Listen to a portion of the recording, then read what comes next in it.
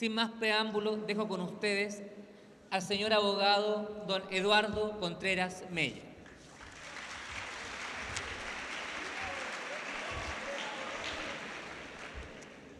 Señor director del liceo, señores profesores, señores dirigentes del Centro de Padres y Apoderados, señores dirigentes del Centro de Estudiantes de este liceo, profesores, trabajadores y estudiantes del Liceo Andrés Bello. Un honor y un agrado estar con ustedes esta tarde por algunos minutos para compartir ideas acerca del tema de los derechos humanos en un liceo que lleva el nombre del ilustre venezolano que entre tantas obras dejó a Chile nuestro Código Civil. Mucho más si esta actividad se hace en el marco de un nuevo aniversario de este prestigioso colegio y todavía más si, como sabemos, se encuentra en curso la propuesta de denominar a esta sala con el nombre de Gregorio Mimisa, joven que fuera asesinado en la Universidad Técnica del Estado cuando el golpe y cuyo cuerpo fuera posteriormente quemado en los hornos de esa misma universidad para hacer desaparecer todo rastro. Saludo por eso también al representante de la corporación UTE-USACH que se encuentra presente con nosotros. Una brevísima introducción acerca de qué son los derechos humanos y su desarrollo. Como ustedes habrán estudiado o estudiarán, al comienzo en la sociedad primitiva no existía la noción de los derechos humanos y el único derecho por el cual se peleaba era el elemental, el derecho a la sobrevivencia, el derecho a la vida. Años más tarde, los esclavos lucharon por mejores condiciones de vida, surgirá la figura del gran Espartaco, pero no hay todavía una concepción de derechos humanos. Siguen pasando los siglos y se persigue a grupos determinados por sus ideas ideológicas, políticas o religiosas, y es la persecución del Imperio Romano a los cristianos lanzados a los leones. Pero la verdad es que no es sino hasta el siglo XVIII, con el triunfo de la Revolución Francesa, que podemos hablar por primera vez que nace en la humanidad el concepto de derechos humanos. Bajo esa trilogía de demandas de libertad, igualdad y fraternidad, la Revolución Francesa coloca en el centro de la discusión el fin de las monarquías absolutas, el fin del autoritarismo y el derecho de la gente a elegir ellos mismos sus propias autoridades. Por eso nacen lo que los autores han llamado con la Revolución Francesa los derechos humanos de primera generación, que son los derechos del individuo, de la persona como tal, y apuntan básicamente al derecho a la vida, al derecho a actuar en política, al derecho a elegir sus autoridades. Pasan los años y será luego, al comienzo del pasado siglo, con la Revolución Mexicana de 1910 y con la Revolución Rusa de 1917, que hay un salto de calidad en los derechos humanos. Y pasamos de los derechos individuales de la primera generación a los derechos sociales de la segunda generación, que son ganados por la conciencia de la gente por el éxito de aquellos revolucionarios que crearon por primera vez un sistema distinto al feudal y al capitalismo. Y entonces surgirán los llamados derechos sociales, económicos y culturales. El derecho a la educación y que la educación sea gratis y de calidad, el derecho a la salud, el derecho a sindicalizarse, el derecho al salario mínimo, etc. Siguen pasando los años, estallan las guerras mundiales y como consecuencia de lo que ocurre tras la Segunda Guerra Mundial y los juicios de Nuremberg y el desarrollo social y político de la sociedad humana en los años de mediados del siglo pasado hasta ahora, surgen los llamados derechos de tercera generación, es decir, aquellos derechos que ya no solo atañen al individuo como persona, ni a los trabajadores, ni a los sectores sociales como grupos, sino que son derechos que atañen a los pueblos, a las naciones en su conjunto. Y son ejemplos de ello el derecho a la paz, el derecho a la autonomía política para que cada pueblo elija el gobierno que estime conveniente a sus intereses, y también el derecho a vivir en un mundo libre de contaminación, es decir, las grandes demandas ecológicas de nuestro tiempo. Este conjunto de derechos de primera, segunda y tercera generación constituyen lo que hoy día denominamos en general derechos humanos. Vámonos a Chile. ¿Cuál ha sido en nuestro país la historia de los derechos humanos?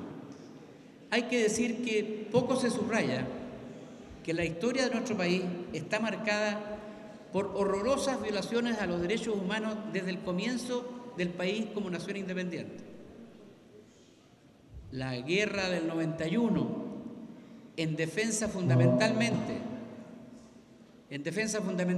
de los intereses salitreros de Gran Bretaña, todas las masacres cometidas en esa época, la guerra contra el presidente Balmaceda, que luchó por salvar para el interés nacional esa riqueza fundamental natural como el salitre, marcan una historia de violación de los derechos humanos con sangre de trabajadores.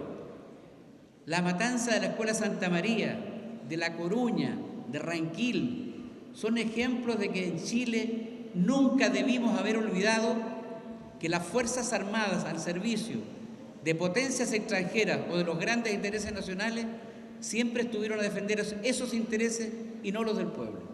No lo tuvimos en cuenta en el año 73. Se nos olvidó Santa María, La Coruña, Ranquil, Iquique. Pero esa es la historia real del país. Y así llegamos entonces al golpe de Estado del 73 para ir actualizando esta intervención y situarnos históricamente en lo que es nuestro tiempo.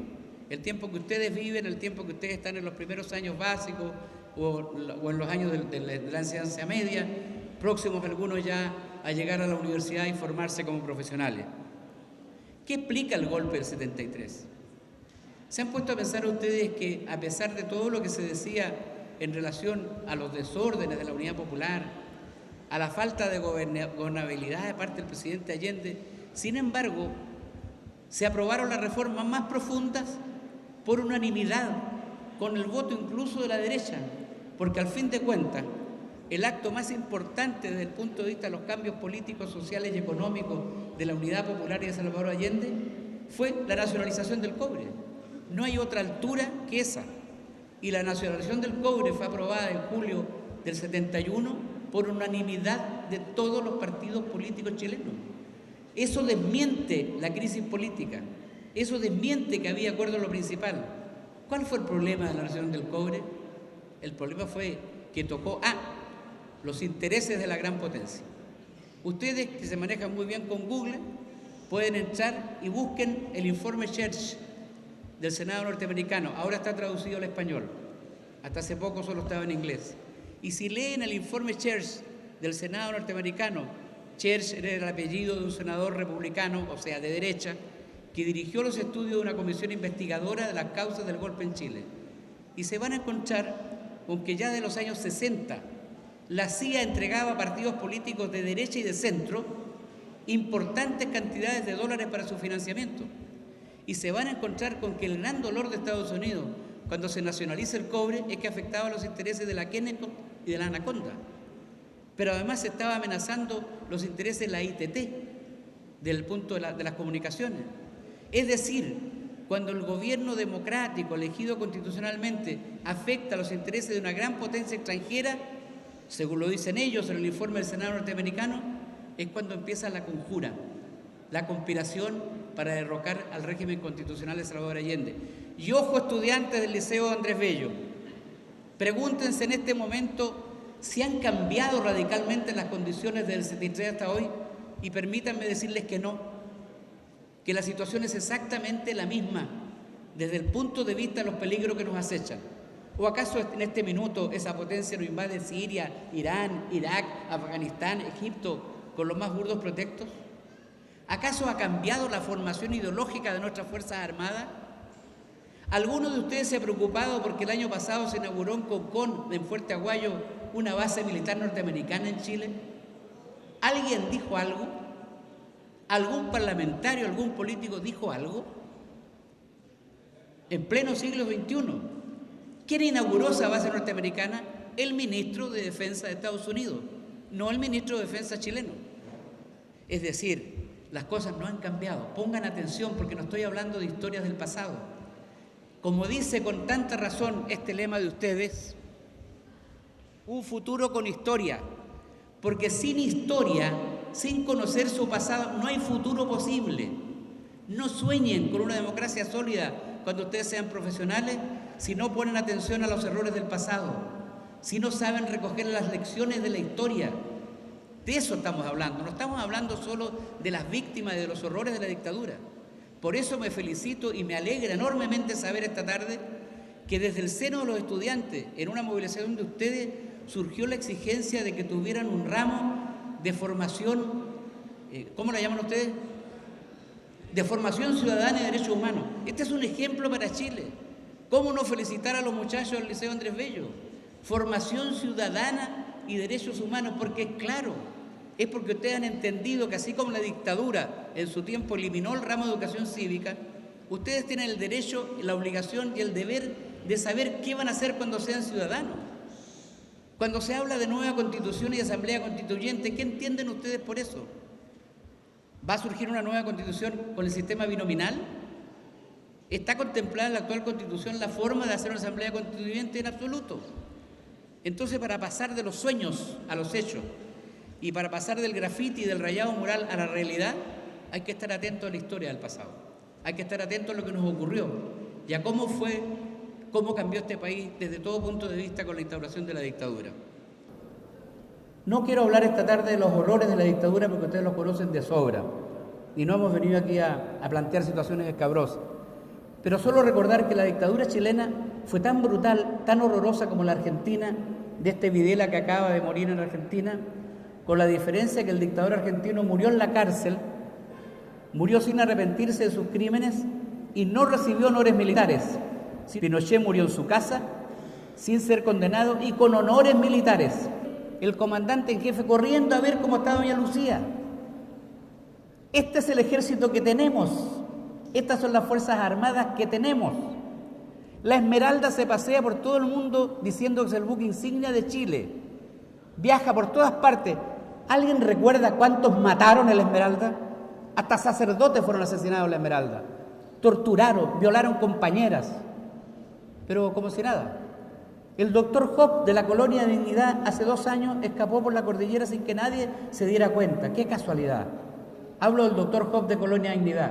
Allí en Colonia de Dignidad, en Parral, están la mayoría de los cuerpos de nuestros detenidos desaparecidos. Allí en Colonia de Dignidad empezaron las primeras clases que dieron los torturadores brasileños y paraguayos a los militares chilenos. Allí por primera vez introdujeron ratones en la vagina de las compañeras. Allí por primera vez hicieron violar a las detenidas por perros, no solo por los guardianes. De eso estoy hablando, de esos horrores. Y eso, perdónenme, no ha cambiado. En lo esencial eso no ha cambiado. La pesadilla está pendiente. Y hablemos entonces de qué ha sido posible hacer para juzgar a los criminales. Porque aunque les parezca raro, Chile es hoy día el país con más alto nivel de éxitos y desarrollo en materia de derechos humanos, a pesar de lo mucho que nos falta. Nunca se aceptó a trámite ninguna querella durante los años de la dictadura. Y quiero decirles que eso no es porque no se hayan presentado acciones y que no hubiera lucha. La lucha de los familiares, entre ellas Lorena Pizarro, que debe estar esta tarde aquí, de su madre, Sola Sierra, de los abogados Caucoto y Garretón que les hablaron hace tiempo atrás. Ellos estaban aquí, ellos enfrentaron las primeras querellas, pero todas se perdían porque se las entregaban a las fiscalías militares y como entre huellas no hay cornada, los militares archivaban las causas. Fue el año 1998 cuando la dirigente política Gladys Marín nos convocó un grupo de abogados y presentamos la primera querella directa contra Pinochet el 12 de enero de 1998 ante el escepticismo de todos los sectores. Nos gritaron en la cara que éramos unos ilusos, que no iba a suceder nada. Y más encima designaron juez al juez Juan Guzmán. El juez Juan Guzmán había celebrado con champaña el golpe el 11 de septiembre del 73 y nos auguraron un completo fracaso. Sin embargo, estimados profesores y estimados estudiantes, el alma humana también a veces tiene una sensibilidad especial. El juez Guzmán es hijo de un gran escritor y poeta chileno, criado entre gente culta y por lo tanto un hombre sensible, aunque hubiera sido de derecha. Los primeros meses nos trató muy mal, o no nos recibía, o cuando nos recibía nos decía que éramos politiqueros, que estábamos expresando falsedades, que él tenía familiares que eran militares, que eran gente muy honesta, etc. El día que una compañera, cuya identidad no quiero dar, pero llamémosla Alicia, que fue violada por animales en Colonia Dignidad, declaró, Esto ocurrió hacia agosto del año 98 y yo pedí ese mismo día una entrevista al juez Guzmán por otro asunto. Don Juan salió de su oficina con lágrimas en los ojos, me abrazó y me dijo: abogado, ustedes se quedaron cortos, los horrores fueron peores, ustedes tenían razón, soy yo el equivocado. Y a partir de ese momento Guzmán imprimió mucha fuerza a los juicios y logramos sacar adelante verdades por años ocultadas como Operación Cóndor, donde están metidas las dictaduras de otros países del continente, Caravana de la Muerte, dirigida por Sergio Arellano Stark, el caso de los 119, Operación Colombo, Calle Conferencia, etc. Enero del 98, a un año después, ya sumaban 320 querellas y empezaron a sumarse querellas y querellas. Yo creo que ustedes no saben, porque a la prensa esto no le interesa, no da negocio, no es lucro, pero hoy día en Chile existen 1.500 juicios, 1.500 juicios, de Arica a Magallanes, de los cuales aproximadamente 300 son las primeras querellas presentadas del año 98 en adelante, con estos casos emblemáticos a los que me he referido. Y 1.200 estimados alumnos pertenecen a aquellos casos que nunca habían sido investigados, que siempre fueron quedando en el olvido y que se iban a archivar si alguien no los tomaba en sus manos. Esto es antijurídico. Los tribunales tenían la obligación de actuar de oficio, pero no lo hicieron, porque tenemos los tribunales que tenemos. Pero entonces la agrupación de familiares de ejecutados políticos tomó en sus manos estos 1.200 casos y presentamos las 1.200 querellas que están en curso y que han significado hasta ahora alrededor de 500 procesados. Varios militares y carabineros están presos desde que empezamos con estas querellas el año 2010. Y nos encontramos con sorpresa. Entre los casos que nunca se habían investigado, la inmensa mayoría era la anónima dueña de casa que salió a comprar pan, le pilló el toque de queda y la fusilaron. El niño que salió a correr porque se le fue la pelota de fútbol, pasó el toque de queda y le dispararon igual. Parece increíble, pero así es. Pero también había algunos que no eran tan desconocidos. Y encontramos el nombre de un señor Salvador Allende y de un señor Alberto Bachelet. Nunca, nadie, ni familiares ni partidos, habían presentado ninguna querella para que se investigara su muerte. La presentó la agrupación de familiares de ejecutados políticos. Después se sumaron los familiares. Porque este es el país que tenemos y esta es la indolencia, la indiferencia o la mala manera de ver cómo debe enfocarse el tema de los derechos humanos. Nadie que aspire a que este país tenga un futuro democrático estable debe dudar ni un minuto en perseguir la culpabilidad, caiga quien caiga y sea quien sea. No nos guiamos por otro objetivo que no sea verdad y justicia. Aquí no caben los principios políticos. Estas no son banderas rojinegras. Estas son banderas de democracia, de verdad y de justicia. Y por eso nos enorgullecemos poder contarles esta tarde que Chile tiene 1.500 procesos en curso, que tenemos cerca de un centenar de tipos condenados a presidio perpetuo que nunca más van a salir en libertad, entre ellos la cúpula principal de la DINA, Manuel Contreras, Krasnov Marchenko, Ricardo Lorenz, los conocidos que ustedes verán en la televisión o escucharán sus nombres. Pero queda mucho trabajo por hacer y sobre todo queda algo muy importante. ¿Qué pasa con los que empujaron el golpe? ¿Van a pasar piola, como dicen ustedes, aquellos que estuvieron en la conjura desde el comienzo? ¿Acaso si ustedes se meten ahora en Google, se van a encontrar con que recibió dinero, por ejemplo, para la conspiración don Agustín Edwards, dueño del Mercurio? ¿Y por qué tiene que salvarse piola si es tan culpable como los que causaron los horrores de este genocidio sobre nuestra población? ¿Y por qué políticos de derecha y de centro siguen pasando piolas? Llega el momento de hacer justicia de verdad. Entonces surge un problema que es también jurídico y que es bueno que lo conozcan. Se sostiene que el golpe de Estado en sí no es un delito común, sino que es un delito político y por lo tanto tendría una pena más suave y estaría prescrito. No es así. Ya hay un precedente en América Latina. La jueza Mariana Mota, en octubre del año 2010, condenó al ex dictador Bordaberry a presidio perpetuo por el golpe de Estado en Uruguay. Ese fallo nos sirve a nosotros extraordinariamente y hemos presentado en diciembre del año pasado una querella por el golpe de Estado en Chile que seguramente en los próximos meses, espero, empezará a hacer noticia. Voy concluyendo esta conversación. Quiero decirle que la experiencia nos muestra que todo lo que ha pasado en Chile, desde las masacres del siglo pasado hasta hoy nos muestran que la causa fundamental de los quiebres democráticos tienen que ver con la economía, tienen que ver con la política, tienen que ver con el control del poder. Si Allende no hubiera nacionalizado el cobre y no hubiera tocado a la Anaconda y a la Kennecott, no habría habido jamás golpe de Estado, ni habría habido dictadura. Si Balmaceda no se hubiera preocupado de salir ya para Chile, no hubiera habido la guerra del 91. Pero se preocuparon, y en ambos casos fue fundamental para Chile. El salitre y el cobre han sido nuestros pilares económicos. Gracias a eso este país logró avanzar. Entonces hoy día estamos frente a una situación que es compleja, pero que les atañe a ustedes como jóvenes. Ustedes son los que tienen que pensar cómo, en el futuro inmediato, cuando egresen del Andrés Bello y enfrenten la vida como profesionales, cómo van a tomar las opciones que corresponde tomar en relación a temas tan importantes como el de los derechos humanos, que no es solo un asunto de compasión, de horror y quizás ni tan solo de verdad y justicia. Tiene que ver también con asuntos mucho más de fondo, y el principal, en mi opinión personal, es el futuro democrático de este país nuestro. Porque estoy convencido que si queremos llevar a cabo reformas profundas que mejoren la educación, que garanticen una educación de calidad y gratuita para todos, en todos los niveles, una salud pública como debe ser, una reforma tributaria como debe ser y una reforma constitucional como la que Chile necesita, en primer lugar tenemos que ver cuál es la correlación de fuerzas no solo política, sino también material. Porque el poder político no es solo ganarse la conciencia de la gente, no es solo la ideología de la gente, ni es solo la Constitución.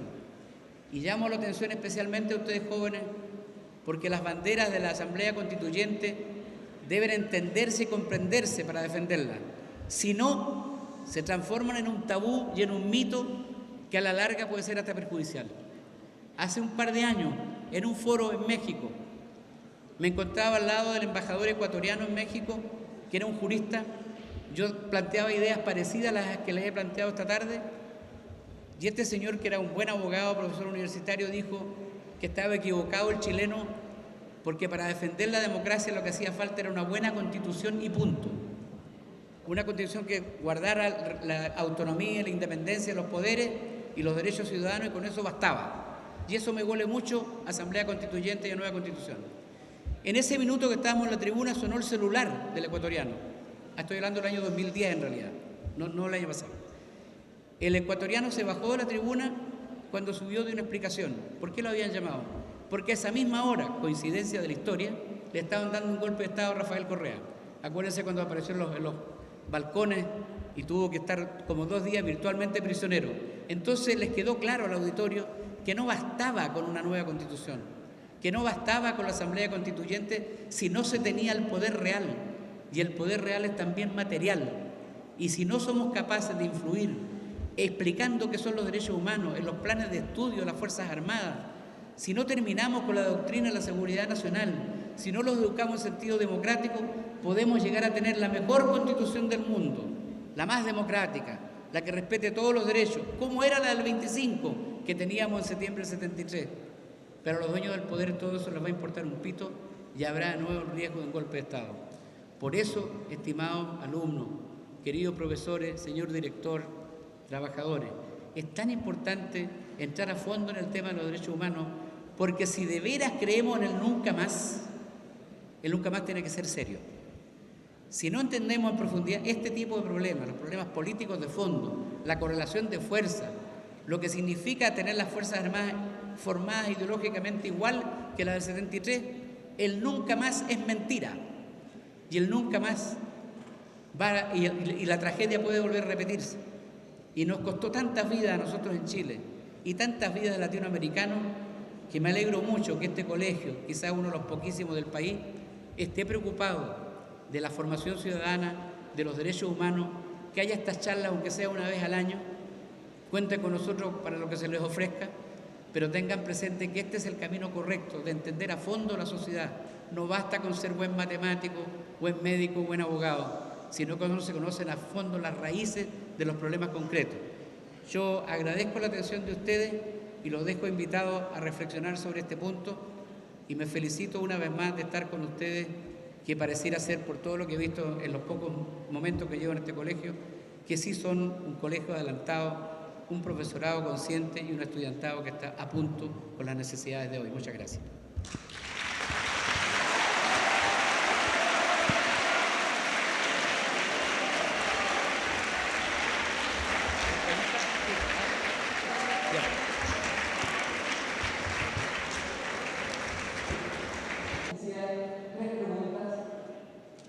Respecto a la exposición.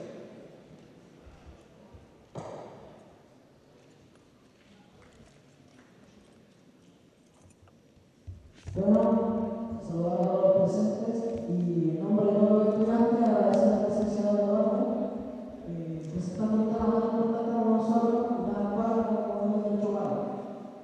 Si bien nosotros como estudiantes hoy en día no estamos en una situación en donde hemos violado nuestros derechos a participar, nuestros derechos a exigir, no solo en la sala de clase, sino que también en las calles, donde se hacen los cambios. No es posible, como usted dice, que vamos hoy en día a la dictadura no política, pero sí empresarial, en donde lamentablemente lo que interesa acá son los empresariales, las personas que tienen el poder y tienen la riqueza.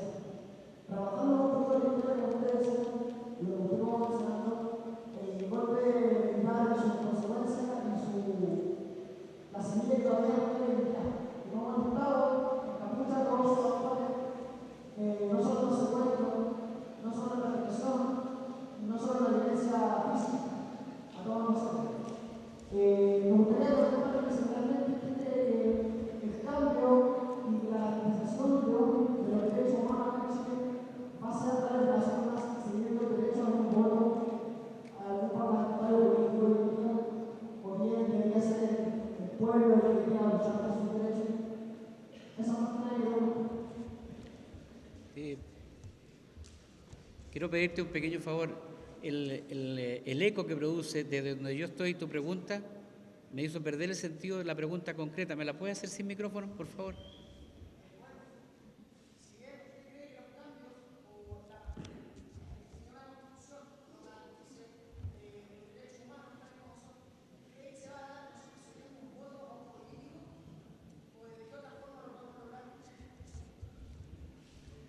Bueno, no sé si quiere que conteste de una a una o espero a las 3. Bien. Mira, es muy difícil, sobre todo en un país como Chile, darle una respuesta científicamente seria a la consulta que hace el presidente del Centro de Alumnos. Obviamente en este minuto en Chile no hay ninguna condición, ninguna, para bien o para mal, no hay ninguna condición hoy para la lucha armada. O sea, no hay ninguna posibilidad objetiva, ni en Chile ni en América Latina hoy, para una guerrilla, ¿no? Eso puede ser bueno o malo, pero eso es la realidad. Por lo tanto, no nos queda otro camino que el camino institucional, pero en lo que tu pregunta tiene absolutamente sentido es que no basta solo con el camino institucional, porque estamos trabajando en el marco de una constitución absolutamente antidemocrática. La constitución del 80 que nos rige es la misma constitución de Pinochet. Los cambios cosméticos que hizo Ricardo Lagos y otros son muy menores. ¿Cómo va a ser democrático un sistema que es binominal? Tú de antemano sabes quiénes son los que van a salir. Se podrían ahorrar las elecciones, designarlos a todos a dedo. Si esa es la realidad chilena. ¿Será democrático un país que tiene 2 cámaras todavía? Somos los pocos países del mundo que se da el lujo de tener Senado. La Cámara de los Lores y 2 o 3 más. La tendencia moderna desde comienzo del siglo pasado, es eliminar la Cámara Revisora. Aquí debiera haber un parlamento unicameral. ¿Para qué queremos los senadores? ¿Para que ganen 20, 25 millones mensuales? No, gracias. Eso puede servir para la educación, para otra cosa. Estamos atrasados. O sea, esta es una institucionalidad anticuada. Hay que cambiarlo. Pero no basta con eso. Tú tienes razón. Si ustedes, los estudiantes, no hubieran salido el 2011 a la calle, o el 2006 los pingüinos, y el 2011, jamás estaría en la agenda política lo que hoy día está. Ustedes son los que instalaron reforma educacional, reforma tributaria, reforma constitucional. No los políticos. Es el movimiento social. Por lo tanto, yo creo que los cambios vendrán de una acertada combinación entre las vías legales que tenemos, porque son las únicas que tenemos, pero acompañadas de un fuerte movimiento social, sin lo cual no va a pasar nada. Si nos cerramos solo a votar por A, B o C y nos quedamos en nuestra casa, olvídense, Chile no va a cambiar nunca. Tenemos que estar en la calle, tenemos que pelear, tenemos que apoyar a la CUT, tenemos que apoyar a la CONFESH, tenemos que hacer acción social, enseñarle más a la gente, lo que ustedes hicieron pues, cuando ustedes pidieron formación ciudadana y derechos humanos, no hicieron ningún daño al colegio, no fue violento, pero caramba que ha ganado el colegio. Es decir, yo creo que tiene que haber una relación dialéctica entre el uso de las armas legales, que son las únicas que hoy día disponemos, y la movilización social indispensable, sin la cual jamás va a haber un cambio de nada. Si hoy día está instalado la Asamblea Constituyente, con todos los inconvenientes que eso tenga y los seguiremos resolviendo en el camino, pero es gracias a la movilización social. Antes no surgió, estaba en el programa de muchos partidos, ¿cierto? Yo sé que todas estas cosas han estado por años guardadas en los programas de los partidos, pero no estaban en la conciencia pública. Porque otro de los dramas de Chile es que los principales medios de comunicación pertenecen al mismo grupo que no quieren que nada cambie. ¿Cuándo han hablado en los medios de comunicación de que hay 1.500 querellas? Nunca lo dicen. Han callado durante años lo que está pasando en verdad en materia de derechos humanos. De repente un titular, pero las cosas concretas de derechos humanos no aparecen. Por lo tanto, mi respuesta es que sí, el camino institucional, porque no tenemos otro por ahora, pero unido a la lucha de masas decidida y frontal, si no, ni a la esquina.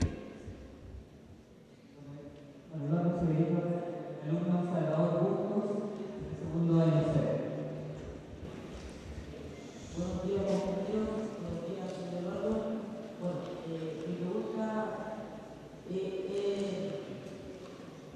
todos aquí sabemos lo que pasó con nuestro compañero Eliseo Borgoño, el cual fue raptado por la PDI e infringió sus derechos humanos. Me gustaría saber su opinión acerca de ello y el por qué no se han tomado medidas drásticas frente a esto, que fue claramente una violación de los derechos humanos. Bueno, los atropellos, cuando hemos puesto el énfasis desde el comienzo de la intervención para decir que el tema de los derechos humanos no es un tema del pasado, sino que es un tema de hoy, es por cosas como la que señala el estudiante. Porque hoy se está reprimiendo al pueblo mapuche, hoy se está reprimiendo a los estudiantes. Ayer entraron a la escuela donde yo me formé, la Escuela de Derecho de la Universidad de Chile. Entraron como Pedro por su casa los los carabineros. Nos llamaron desde el centro estudiante de la Escuela de Derecho y fuimos a la tercera comisaría a sacar a algunos muchachos detenidos. Como director de la Escuela de Derecho del Arce doy fe que cada vez que hay movilización llegan los carabineros, se instalan en la vereda, en la calle Libertad, trajinan las mochilas de la gente que pasa, aunque no sean estudiantes, las abren, les botan las cosas, en una abierta provocación. Lo que ocurrió con el caso del barrio Borgoño lo conocemos, no es el único caso, ha habido múltiples atropellos, las fiscalías no son sensibles a este tipo de denuncias y además, yo no sé si ustedes lo saben, pero fue modificada la ley de seguridad interior y ahora está permitido que los carabineros legalmente entren a las universidades si hay delito flagrante. ¿Y quién dice si hay delito flagrante? Los carabineros.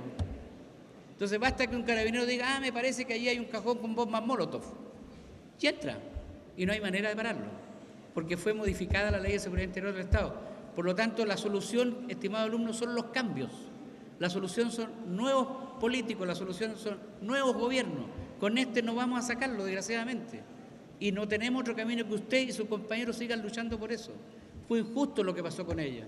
Es injusto que maltraten a los estudiantes. Es injusto que les peguen cuando los meten adentro de los carros. Nosotros hemos estado con ellos. Los meten a los carros de carabineros, los patean adentro y los vuelven a golpear a las comisarías. Eso no debe pasar en ningún país democrático. Chile firmó hace muchos años el Convenio contra la Tortura, el Pacto de Derechos Sociales, Económicos y Políticos, el año 84.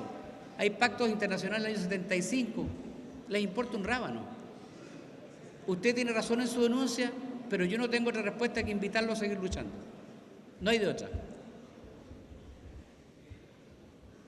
El estudiante Felipe Cruz, del tercer año C. Buenas tardes. ¿Por qué dejamos que sistemas externos al nuestro, como Estados Unidos, sigan influyendo en nuestra nación y por ende en Latinoamérica? ¿Por qué? ¿Por qué qué? La primera frase.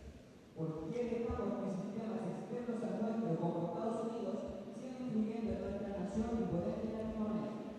Yo creo que fundamentalmente por falta de educación, porque al suprimir educación cívica, al no enseñar a los estudiantes chilenos desde la dictadura las formas de organización política de la sociedad, se les está impidiendo conocer la realidad del mundo tal como es. Y porque en definitiva todo lo que ocurre en problemas de las clases sociales tiene que ver con la diferencia de clase, tiene que ver con la explotación, tiene que ver con el predominio hegemónico de una nación más poderosa sobre otra. Esa es la única explicación que hay. Nunca ha habido otra. Nunca ha habido otra. Inventan causas en los países árabes y ustedes ven en la televisión cosas horrorosas de tal fulano el dictador, pero no dicen nada de los mercenarios norteamericanos que están ahí.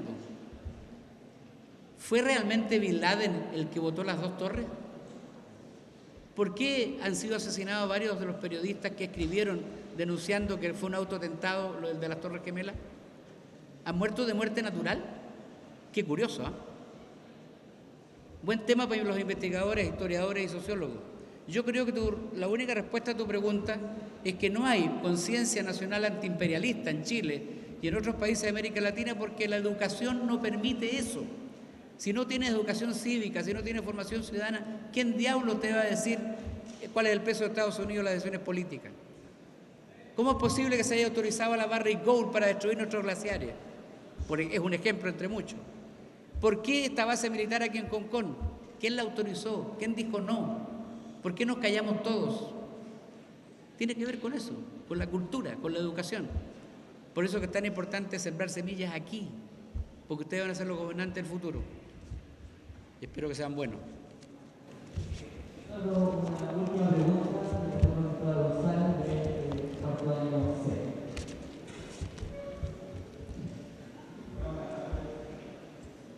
Mi pregunta es, quisiera saber qué ha hecho esta organización de los derechos humanos con respecto al tema de la Constitución, porque a mí en lo personal me parece bastante absurdo que la Constitución que nos rige permita abusos que afectan directamente a los derechos humanos, tanto como la educación, vivienda y salud. Y como usted mismo dijo, permita que las fuerzas de orden, que serían por ejemplo los carabineros, puedan tener detenidos toda una noche a cualquier persona sin tener ninguna prueba necesaria para tener esto más encima, abusan físicamente, con golpes, etc. Mientras lo mantienen detenido. Y también, algo que me parece más absurdo aún, que en un país en democracia se rija por una constitución hecha en una dictadura. Quisiera saber qué ha hecho esta organización para cambiar esto. Primero te pregunto, ¿cuál organización?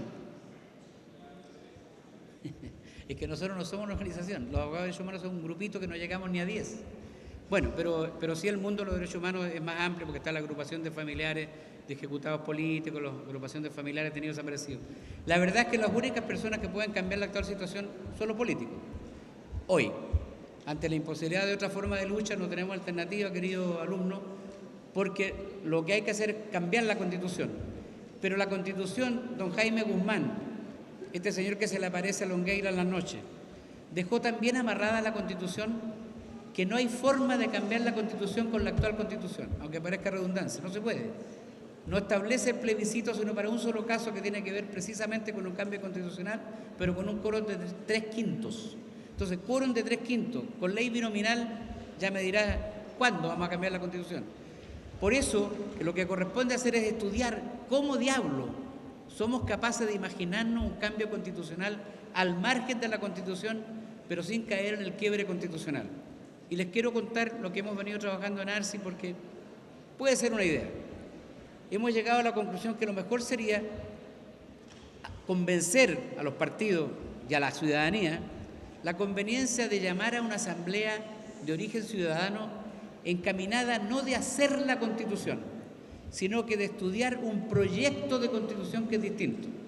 Porque una asamblea que estudie un proyecto de Constitución que no lo apruebe ella misma, no está prohibida por la actual Constitución. Puede ser un subterfugio para buscar la manera de salir del entrampamiento. Entonces tú puedes plantear una ley que permita que con un sistema electoral no binominal, sino como el que se usa para los concejales, elija, suponte, 100, 200 representantes que van a elaborar un anteproyecto de Constitución, donde participen académicos, universidades, centros de estudiantes, etc. Hasta ahí no estamos violando la actual Constitución. Ese anteproyecto de Constitución, pensamos en nuestra Escuela de Derecho, debiera ser sometido por lo menos un año, a discusión popular en todo Chile, pero discusión obligatoria. Que se estudie ese texto en las escuelas, en los liceos, en las universidades, en los centros de madres, las juntas de vecinos, los sindicatos, las universidades, etc. Es decir, que cada chileno sepa de qué se trata el proyecto de constitución, porque actualmente no lo conoce nadie. ¿Para qué es una constitución? ¿Para qué sirve? Para no hablar en el aire. Y solo después de ese año de discusión, estudiar entonces la posibilidad ahí de una modificación constitucional que autorice plebiscito para llevar a plebiscito ese anteproyecto. ¿Qué ventajas tiene? Primero, una generación auténticamente popular y democrática. Surgiría de la base. Sería esa asamblea elegida por voto directo y proporcional la que elabora el proyecto. El año de discusión por las bases en Chile permitiría escuchar las opiniones de la gente, escuchar sus sugerencias. ¿Y qué cambiaría esto, en nuestra opinión? En la medida que el proceso va a ir desarrollándose, va a ir cambiando la conciencia de los partidos políticos y puede llegar a convencerlos de la necesidad de la modificación y llamar el plebiscito. Esta puede ser una, pueden haber otras fórmulas, pero la actual Constitución nos tiene encerrados, no nos permite, en el marco constitucional, cambiarla de raíz. Permite cambios pequeños, pero no una nueva Constitución. Y Chile necesita una nueva Constitución que ponga a las Fuerzas Armadas y a la Policía en su lugar, que impida el desarrollo de más leyes de seguridad interior, que establezca la defensa constitucional de los derechos del pueblo mapuche, la defensa constitucional de los derechos de los estudiantes. Para eso falta un rato, pero el camino está en las manos de ustedes. ¿Se acabó? Muchas gracias. Gracias.